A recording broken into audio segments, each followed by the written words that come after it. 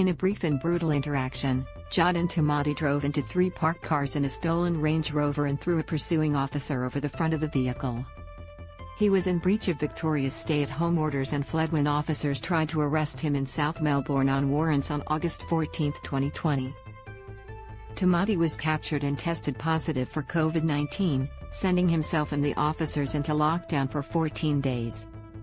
Read more. Calls for drastic change to COVID-19 rules explained. Magpie swooping season is upon us. Here's how to avoid attack. Drugs have been your downfall, County Court Judge Jeff Chettle said on Tuesday. He sentenced Tamati to 4 years and 6 months in prison for his offending, including charges of assaulting emergency workers and exposing them to risk while driving.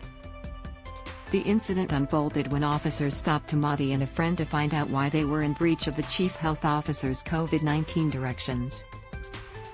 They discovered Tamati was wanted on outstanding warrants, but when they tried to arrest him, he ran toward a nearby stolen car.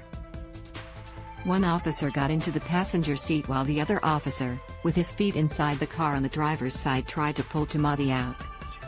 Read more. Final question. Lynette Dawson's family want answer. Dread more. Fear there won't be enough teachers to fill Victorian classrooms in 2023. Tamati started the Range Rover and drove off while the officer held on.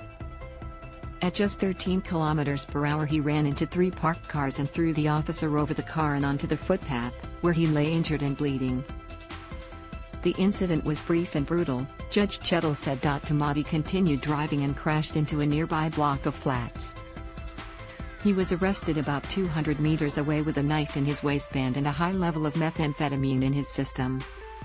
Judge Chettle said Tamati began drinking at 16 after his father's death from a heart attack aged 47. His mother died from breast cancer aged 50 when he was 25, and by the time of his offending he was using ice and GHB daily.